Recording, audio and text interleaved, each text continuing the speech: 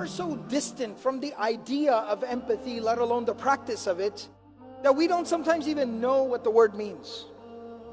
We know it sounds something kind of like sympathy. Sympathy is to understand where somebody else is coming from, to acknowledge somebody else's pain. Empathy is to feel their pain. To feel their pain. The Prophet ﷺ exhibited this beautiful, unbelievable quality of empathy. And I want to share very quick, rapid fire, so try to stay with me. I just want to share a couple of examples of this empathy in regards to different people. How he would practice his empathy with different people. It didn't matter who it was.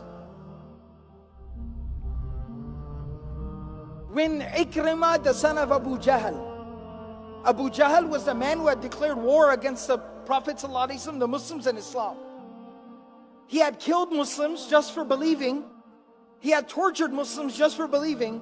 And he was at the head of multiple plots to assassinate the Prophet ﷺ. He eventually led an army into the battlefield with the intent of killing the Prophet ﷺ and as many Muslims as possible. This man made it very clear what his position was in regards to the Prophet ﷺ and Islam.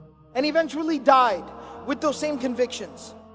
His son, who had fought by the side of his father, and in fact continued his father's work after his father's death, he is now coming to Mecca to meet the Prophet ﷺ after the conquest of Mecca.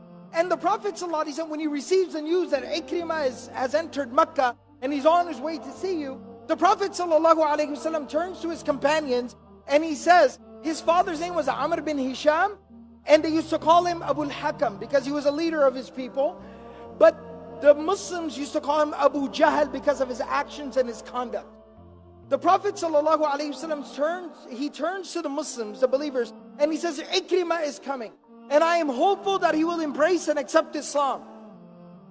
In his presence, none of you should refer to his father as Abu Jahl because it would hurt his feelings. Even if he becomes a Muslim and he recognizes that his father was wrong in his beliefs and his ideas and in what he did, it is still his father and it would hurt his feelings to hear people, his new brothers and sisters in faith, to refer to his father as the father of ignorance. So do not refer to him as Abu Jahl in the presence of his son Ikrimah. This is the graciousness of the Prophet ﷺ. This is his empathy. He was able to put himself into Ikrimah's shoes and understand how he would feel in that situation.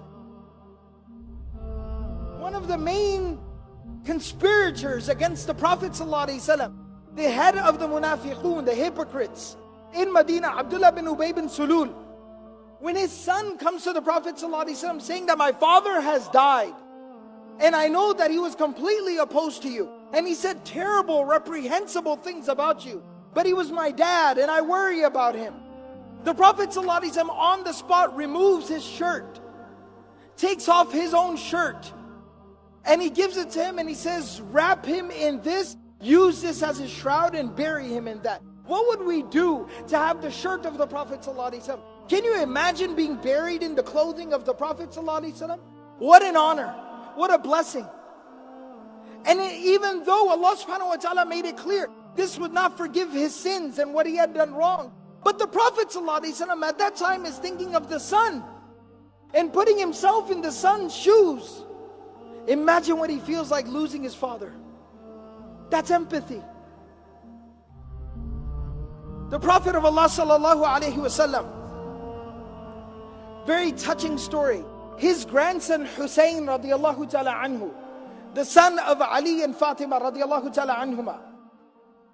Hussein radiallahu ta'ala anhu, he was the younger of the two brothers, Hassan and Hussein radiallahu ta'ala anhuma. May Allah be pleased with both of them. The younger one, he used to stutter.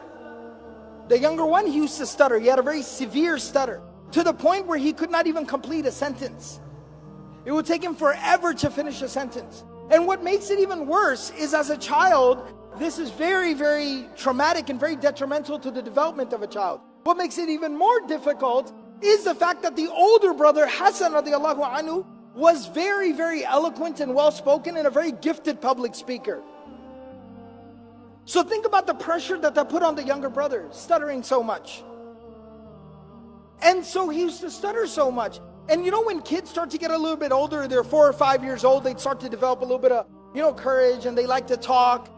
One time, the Prophet ﷺ is sitting with quite a few companions, and his grandsons are sitting with him, and the younger one who stutters, he starts to chime in and say something. Because they love their grandfather, they're used to talking to him, he starts to say something. And the Prophet ﷺ used to afford each and every person so much respect that when somebody would speak, he would become quiet. He would not just turn towards them with his face, he would turn towards them with his chest, and he would look at them while they spoke. And so he starts to speak, and the Prophet ﷺ stops and turns towards him. And so everybody there also starts to listen, and the kid is stuttering so badly that it starts to become awkward. And some of the people naturally, not viciously, not maliciously, some of the people naturally, they start to kind of exchange some glances, almost feeling bad for the kid, because he cannot even get through a single sentence. It starts to get really kind of like awkward. And the Prophet ﷺ never once interrupts him. He does not finish his sentence for him. But the companions, they say, they looked at the face of the Prophet ﷺ on how is he reacting, and they said he had a big old smile on his face, and he was looking at Hussein radiallahu ta'ala anhu, smiling and listening to him quietly. He didn't care if it took 5 minutes for him to finish what he was saying, but he let him finish what he was saying. And when he was finished saying whatever he was saying, the Prophet ﷺ at that time turns to everybody else that is sitting there, because everyone was so weirded and awkwarded out. He turns to everyone and he says, لَقَدْ وَرَثَهَا عَنْ عَمِّهِ مُوسَى.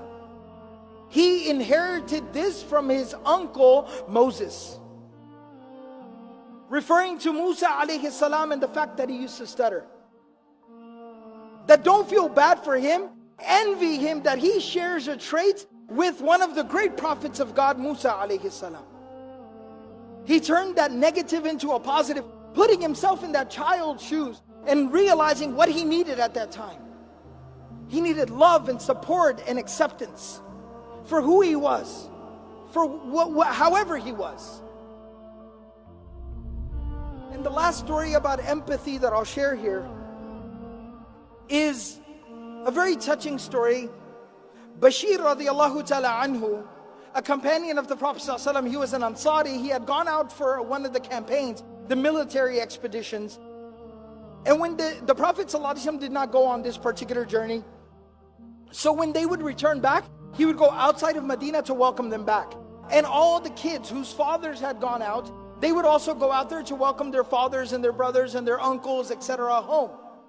So they're out there and they're all waiting for people to come back.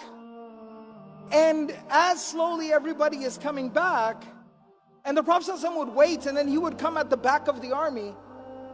He would be at the end watching over everybody, the shepherd. And the son of Bashir radiallahu ta'ala anhu is standing there, climbed up on a rock looking for his dad. And he sees people keep on coming. He keeps asking, have you seen my dad? Have you seen my dad? And he doesn't see his father. Finally, when he sees the Prophet ﷺ riding in the back, he realizes, that means my father did not return. And he starts to cry. This child starts to cry because he realizes my dad isn't coming back home. He died. And the Prophet ﷺ stops.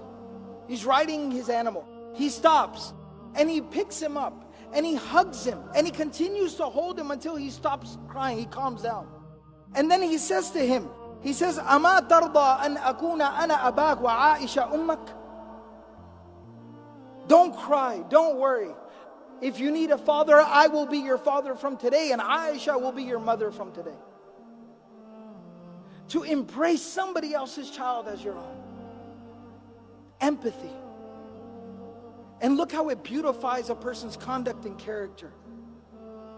How it beautifies a person. This quality is central to the prophetic character.